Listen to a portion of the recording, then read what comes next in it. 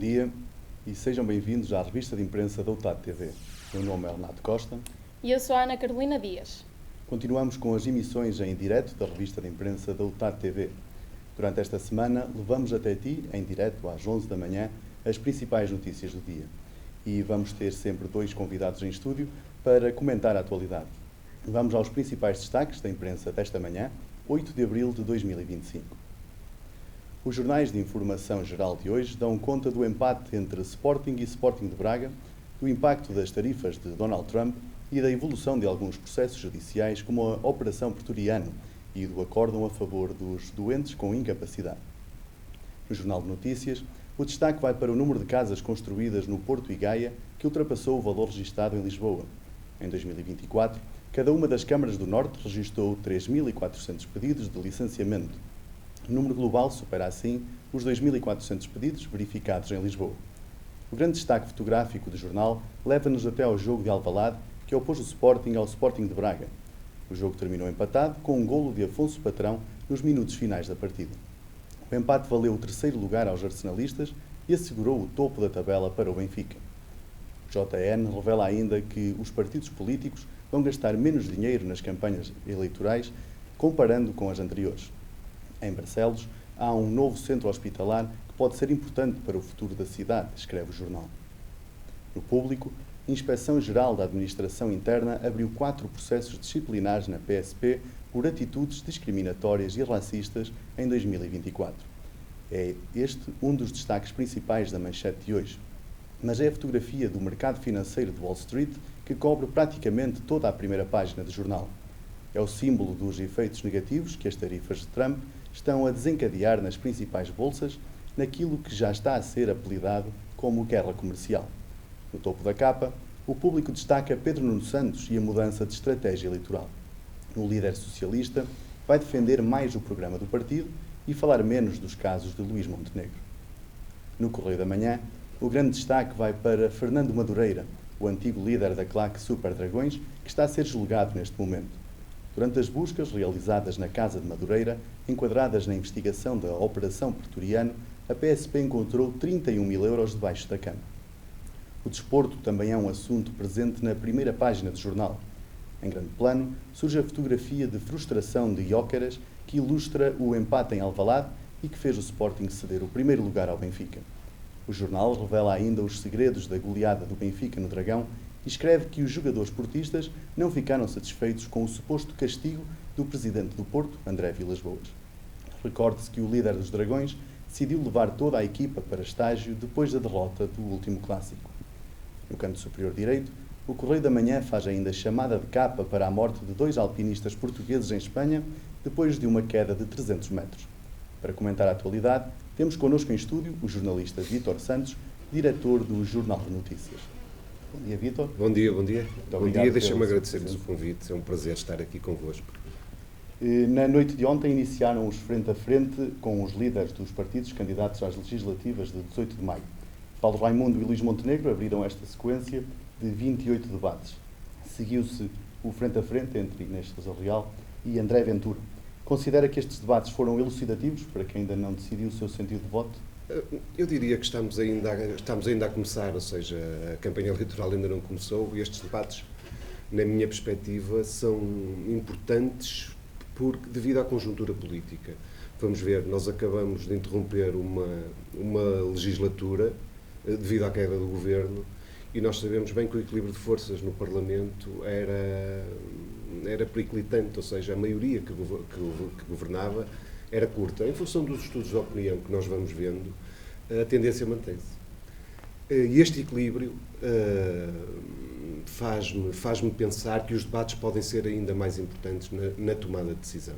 Se remontarmos há um ano e pouco atrás, num debate muito importante entre Luís Montenegro e Pedro Nuno Santos, os analistas consideraram que Luís Montenegro ganhou esse debate. E não obstante os partidos estarem muito equilibrados, não é? Depois vimos o resultado eleitoral, foi muito equilibrado, Luís Montenegro ganhou as eleições. Ou seja, o que é que transportando isto para a realidade atual, nós podemos perceber um bocadinho o que pode ser, até que ponto podem ser importantes estes debates. porque, na verdade, coincidiu. Quem ganhou o debate principal depois acabou por ganhar as eleições. É evidente que isto não é uma ciência exata, não é matemática. O comportamento das massas vai mudando e com as coisas tão juntas, tão perto, com estas duas forças de poder, provavelmente um ou outro formará governo em breve. As eleições são a 18 de maio, como sabemos todos. Com este equilíbrio, é evidente que os debates são muito importantes. Depois há aqui uma outra questão que não tem essencialmente a ver com os debates de ontem, mas tem a ver com aquilo que com aquilo que deve ser o objetivo principal de uma campanha eleitoral. É de facto esclarecer os eleitores. É importante que as pessoas sejam esclarecidas, que se deixem os casos, as guerras, e nesse sentido estes debates são importantes para a tomada de decisão das populações. Indo agora ao encontro da tua questão, que era um bocadinho se os debates foram esclarecedores, eu penso que nesta fase ainda não podemos dizer que está tudo esclarecido, mas eu penso que foram bons debates. Parece-me que Paulo Raimundo, o líder da CDU, está diferente em relação a um ano, ou seja, parece-me que já consegue argumentar melhor, esteve mais à vontade com o Luís Montenegro. O Luís Montenegro fez aquilo que nós podemos esperar, pelo menos até certo ponto da campanha, colocando-se um pouco do lado da vítima. A vitimização é sempre importante em política, portanto não fiquei propriamente surpreendido no debate seguinte de André Ventura. É aquilo que podemos esperar, já estamos habituados, são as estratégias do Chega e podemos concordar ou não, mas temos que respeitar. Em relação à Inês Sousa Real, parece-me que esteve bem dentro daquilo que é o espectro do PAN e aquilo que podemos esperar da Inês Sousa Real. Acabou por já falar um bocadinho sobre isto, mas pergunto-lhe se considera que este formato de frente a frente, de 25 minutos, é viável para debater propostas, quer para o país, mas também para clarificar as posições de cada partido. Eu diria que poderiam ser mais extensos, mas nós estamos a fazer televisão. E sendo um produto para televisão, o ser muito extenso também pode não agarrar o telespectador. O que é que nós podemos saber sobre isto? Há um ano e qualquer coisa, na campanha eleitoral anterior, estes debates foram um sucesso. Nunca os portugueses tinham visto tantos debates. E depois, traduzindo aquilo que se passou nas eleições, a abstenção baixou. Eu não creio que haja, pode não haver uma ligação direta entre as duas coisas, mas a verdade é que se o formato resultou, também me parece que não é um problema mantê-lo. É evidente que eu colocaria a questão assim: se o debate de ontem tivesse demorado 1 hora, o que é que acontecia? Evidente que, naturalmente, os líderes políticos poderiam explanar de outra forma os seus pontos de vista. Mas, por outro lado, os debates vão repetir-se com outros líderes políticos, entre eles. Mais adiante, o interesse, se calhar, não seria o mesmo. O debate tem estas características: tem a oposição de ideias entre candidatos de partidos distintos, e é mesmo isso, é debater, é trabalhar os seus pontos de vista, procurar puxar dentro daquilo que é a dialética política para agradar ao seu eleitorado, para ferir o adversário. E depois, o que seria da nossa televisão se de repente os debates fossem muito mais extensos, que não fazíamos outra coisa. Não é possível. Parece-me que este modelo é razoável. Podemos questionar ou não o facto de depois a análise ao debate ter mais tempo do que o debate, mas eu, em relação a isso, tenho sempre a mesma posição. Quando eu era pequenino, havia 2 canais. Havia o primeiro e o segundo canal, vocês nem eram nascidos. Hoje há centenas de canais. Quem não quer, troca. Vamos às tarifas de Donald Trump. Depois da tempestade de ontem, hoje as bolsas já abriram no positivo. Donald Trump tem abalado os mercados com tarifas impostas às importações. Como é que avalia estas decisões do presidente norte-americano? A mim não me parecem aceitáveis. De resto, os primeiros efeitos que estamos a ver são de terremoto nas bolsas, de preocupação. Isto às vezes parece-nos uma coisa um bocadinho longe, mas é bem mais. Está aqui, está em Vila Real, está em Trás-os-Montes.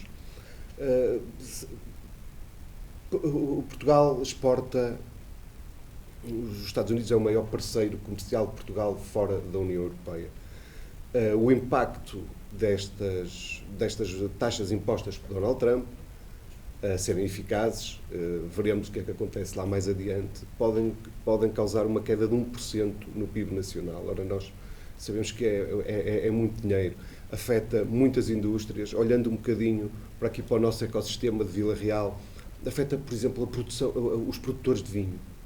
Portugal exporta muito vinho para os Estados Unidos e nós temos que perceber que o mundo desenvolveu-se e cresceu, eu diria, nos últimos 70 anos, depois da Segunda Grande Guerra Mundial, e com uma aceleração incrível nos últimos 20, 30 anos, muito nesta esteira, nesta onda da globalização, que nos beneficiou a todos. Se os nossos jovens hoje aqui da UTAD saem da universidade às 5 da tarde, apanham um avião às 8 da noite em pé de Rubras e vão passar o fim de semana a Londres, é porque isto não era possível há 20 anos, há 30 anos, vá. Isto só é possível porque, de facto, as economias progrediram interligadas à escala global. Há sempre quem fique de fora, há sempre quem fique para trás. Podemos gostar ou não. Nós olhamos, quando este processo de globalização mais acelerado, todas as economias interligadas, começou a ser estudado, nós víamos, por exemplo, os partidos de esquerda eram muito contra a globalização, são os mesmos que hoje defendem a globalização. Ou seja, isto não é uma crítica, é apenas uma constatação da realidade. Nós todos aprendemos a viver assim e não tenham dúvidas nenhumas. Quem tiver dúvidas, tem o meu testemunho, tem os testemunhos dos vossos pais, dos mais velhos que nos rodeiam, dos nossos queridos mais velhos que nos rodeiam, que o mundo é muito melhor agora. Não há nenhuma dúvida a propósito disso. Quando eu gosto de ser muito racional, estou a fazer uma análise da revista de imprensa, mas isto também tem um lado emocional. É muito importante que os jovens, e estando eu a falar, presumo, para um vasto auditório, mas centrado nos jovens, estão na UTAD, é muito importante que tenham isso presente. Há valores que nós devemos defender, devemos saber estar do lado certo da história. E o que nós vemos aqui, de facto, vejam o impacto que isto teve nas bolsas e não pensemos apenas naqueles que se calhar perderam milhões, porque quem perde mais é certamente quem tem e às vezes até tem possibilidades. Pensemos no emprego, vamos àquele ângulo mais micro das pessoas que trabalham, que apanham, eu falei da questão do vinho, que apanham as uvas, que andam lá nas podas e não sei o que mais. Okay? Vamos à questão micro. Depois, uma queda. Eu estou muito curioso por ver os efeitos que isto vai causar. É evidente, transportando isto para a realidade norte-americana, nós vemos o Partido Republicano isolado, o próprio Donald Trump já muito isolado, mas as coisas mudam muito rapidamente, vocês sabem, são estudantes de comunicação, as coisas mudam muito rapidamente. E de repente podemos ter um contexto diferente daqui a um mês, 2, 3. O que mais me entristece é que haverá, nesta altura, muita gente a ganhar muito dinheiro com isto, porque quem estuda estas coisas sabe que comprar é em baixa. E nesta altura não havia nenhuma bolha na Bolsa. Ou seja, os mercados estão a funcionar bem regulados. Há 10 anos, há 15 anos tivemos problemas porque os mercados não estavam bem regulados. Hoje não, os mercados estão a trabalhar bem regulados. Ou seja, as coisas nesta altura, uma empresa, o valor dela seguramente estará cotado abaixo do que ela vale. E se está cotado abaixo do que ela vale, é a altura de comprar. Quem puder comprar agora vai ganhar milhões. Haverá certamente quem tem a possibilidade de depositar milhões em ações, naturalmente está a ganhar muito dinheiro ou vai ganhar a curto prazo. E de que forma é que podem Portugal e a União Europeia precaver-se de uma guerra comercial à escala global? Uma guerra comercial parece-me que já temos. Aquilo que a União Europeia está a fazer, e ontem ouvimos von der Leyen até pronunciar sobre isso, que anteontem, é naturalmente tentar negociar. Eu também não acho que nós devemos responder na mesma moeda. Isto nunca deu bom resultado. Nunca deu bom resultado. Se nos atirarem uma pedra, nós não devemos atirar a outra. Devemos ser racionais ao ponto de pensar de que forma vamos negociar. É evidente que é difícil ser racional para negociar com Donald Trump, porque Donald Trump não tem uma postura racional, ou pelo menos tem uma postura controversa, tem uma postura fora dos cânones normais daquilo a que estamos habituados. O que a União Europeia naturalmente pode fazer é procurar negociar, retaliando se for preciso. Nós vemos que a China retaliou e vimos o que é que aconteceu às bolsas. Portanto, é preciso haver equilíbrio, é preciso ter algum cuidado, é preciso continuar a acreditar que vai haver uma solução não tão impositiva, mas mais negociada. O que me parece é que a Europa não pode estar sempre do lado fraco. Tem que estar, é nesse espectro que Portugal tem que se defender. É evidente que eu acho que nesta altura nós estamos num período de campanha eleitoral, não temos um governo em funções em gestão, mas parece-me que o nosso governo deve preparar, como foi feito em Espanha há 2 ou 3 dias, ou pelo menos anunciado, deve preparar um conjunto de medidas que nos permita aos empresários que nesta altura estão reunidos, estão a decorrer reuniões nesta altura, confederações patronais, etc., para se ver como se vai defender a nossa economia. Parece-me que está tudo num período muito embrionário ainda, mas a Europa tem que estar preparada para poder retaliar em última análise. Parece-me que sou um moderado, sou sempre pelo caminho da negociação. Vamos agora à habitação.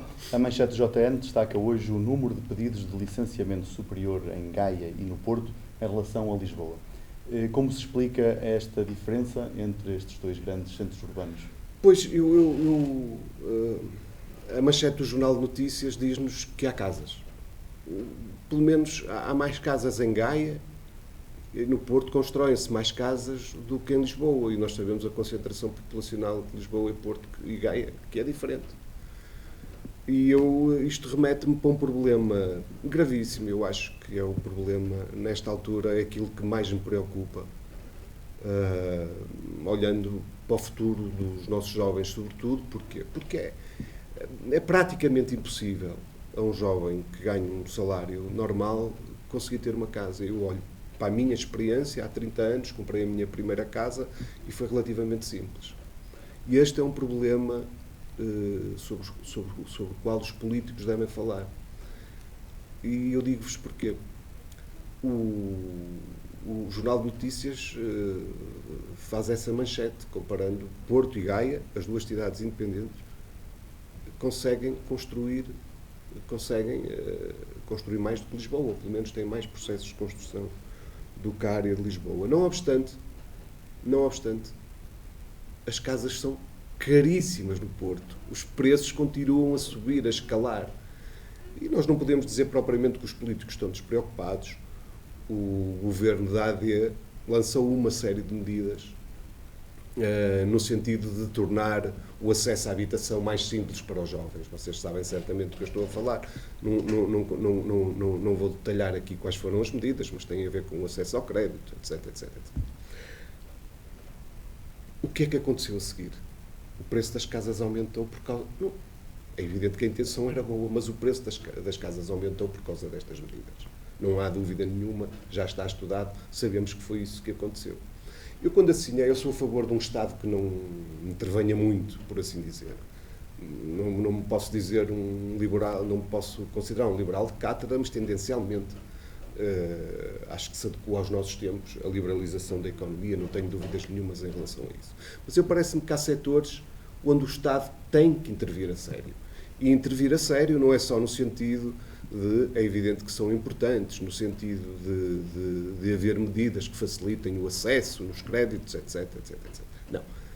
É impondo limites, tabelando. Isto vai contra tudo aquilo que são as teorias do liberalismo, mas há alturas em que não podemos ser complacentes. É o futuro dos nossos jovens que está em causa. Eu não me importo nada de ter os meus filhos em casa, mas na verdade eu, da idade deles, já tinha a minha casa e tive uma experiência muito boa e continuo muito amigo de toda a minha família. E a minha companheira também gosta muito dos pais, ou quando temos trocado de casa para morar mais perto. Não é disso, não. Ninguém está incomodado por os filhos estarem em casa.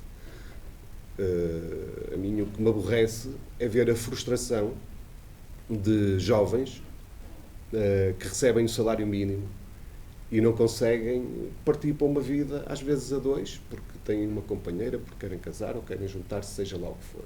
É preciso ajudar o futuro. Para termos um futuro melhor, temos que saber cuidar dos nossos jovens. E o que me preocupa mais, naturalmente, são as classes médias e os jovens. E, nesse sentido, eu acho que o Estado deve ser mais impositivo naquilo que são. Não chega a tirar dinheiro para cima das coisas. Não chega. Para terminar, acabou por também já falar um bocadinho disso nesta resposta, mas mesmo para terminarmos aqui a nossa entrevista, que avaliação é que faz destas novas medidas para combater a crise na habitação? Pois, já acabei por responder um bocadinho. O balanço não pode ser bom. Eu nem sequer consigo atribuir culpas ao anterior governo. Não consigo. A intenção era boa, seguramente. Nós vemos que houve outras preocupações, designadamente com a polémica lei dos solos, polémicas próprias da política, porque parece-me que em si a lei faz todo sentido, não tem nenhum problema, para além daquelas polémicazinhas, coisas que fomos noticiando, temos que noticiar, mas há um nível de noticiar que depois extravasa completamente, também temos que noticiar, mas extravasa completamente aquilo que é importante e que está no centro da discussão.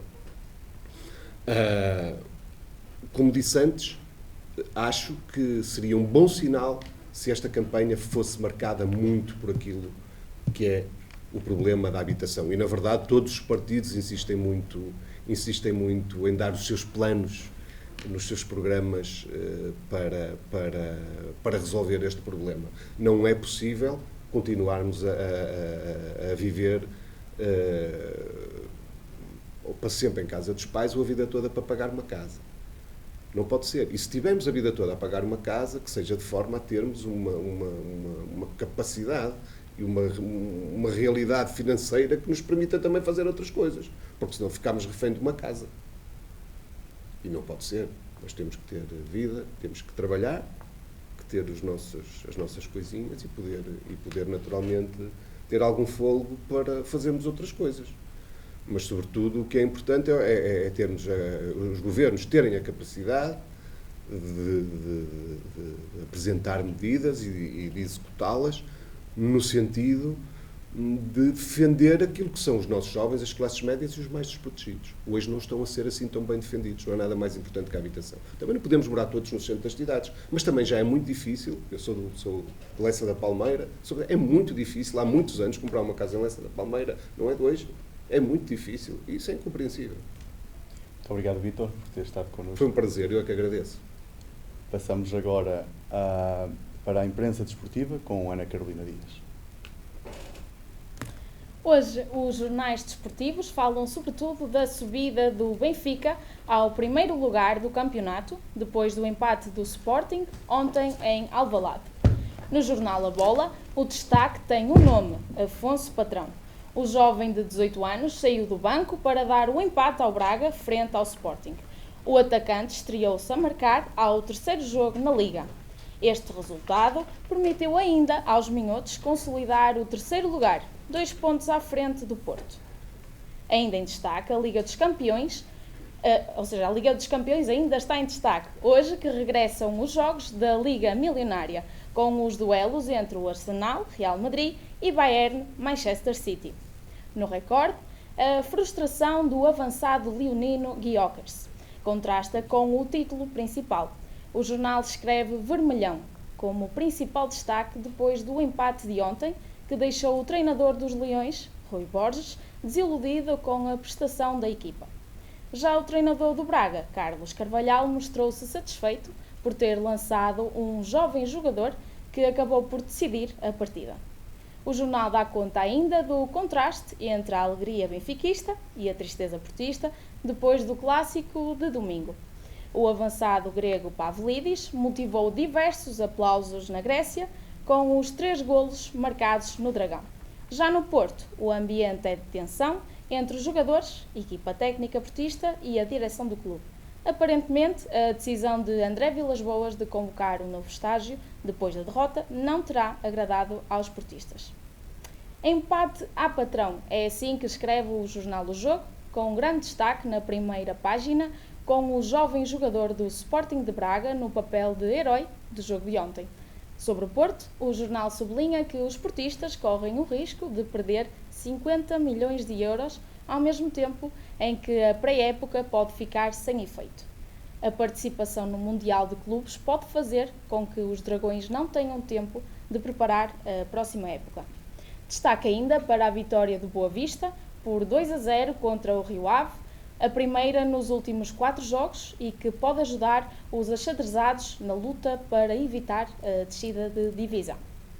Para comentar a atualidade esportiva, temos connosco em estúdio Ana Filipa Rodrigues, aluna do 3º ano da Licenciatura de Ciências da Comunicação na UTAD e uma das apresentadoras do programa Pit Stop da UTAD TV, precisamente sobre o mundo da Fórmula 1. Olá Filipa, obrigada por estares aqui connosco na UTAD TV. Bom dia, muito obrigada pelo convite, antes de mais. Começo por te perguntar, Afonso Patrão foi o grande destaque de ontem. Antecipas algum futuro para este jogador? Acho que o futebol não é uma ciência exata e é um jogador bastante jovem, então não sabemos ainda se vai ter um futuro muito brilhante ou não. A verdade é que é o 3º jogo e marcou, saiu do banco e fez a diferença, portanto é provável que tenha muito mais oportunidades na equipa e acho que sim, acho que pode ser um jogador que realmente faça a diferença no plantel do Braga. Este resultado deixa o Sporting mais longe do título? Deixa o Benfica mais perto do título. Acho que o Sporting tinha muito a ganhar e muito a perder com este jogo. O Braga também conseguiu ultrapassar o Futebol Clube do Porto na tabela, mas o Sporting, que se ganhasse, acho que complicava ali um bocadinho mais as contas. Agora, tem que esperar também que o Benfica tropece e aumentar a atenção para o jogo entre o Sporting e o Benfica na Luz. Sabemos que o Benfica em casa pode tornar mais complicado o jogo, e o campeonato agora até se torna um pouco mais emocionante, digamos assim. Sabe-se que depois do jogo de ontem contra o Benfica, os jogadores do Porto foram para estágio. Achas que esta é uma boa estratégia para gerir esta crise? Acho que não. Há uma crise interna. Acho que todos nós sabemos que quando André Vilas-Boas assumiu o comando do Futebol Clube do Porto, não estava nas melhores condições, foi necessário fazer toda uma reestruturação financeira, não há como investir num clube onde não haja o que investir, e acho que não é a melhor solução fazer um duplo castigo aos jogadores. Nenhum jogador de futebol joga para perder, ninguém gosta de perder. Eles já tinham perdido com o rival direto, foram 4 golos, não foi uma vitória por 1-0. Já estavam com a moral em baixo e o facto do presidente castigar os jogadores e enviá-los para estágio abre ainda mais aso a que os adeptos se sintam no direito também de os castigar, de alguma forma, e de insultar e até de criticar mais, porque se o próprio presidente meio que atira as culpas para o plantel, porque é que os adeptos não o podem fazer? Acho que o presidente teria gerido de uma forma melhor se fosse mais sensato e tivesse assumido que não é um ano para o Futebol Clube do Porto dizer que seria o jogo da época contra o Benfica. Acho que o Futebol Clube do Porto não joga só contra o Benfica, há muitos mais jogos, e era muito mais sensato chegar e dizer: não é o ano de lutar pelo campeonato, estamos a fazer uma reestruturação a nível interno, os investimentos não foram os melhores.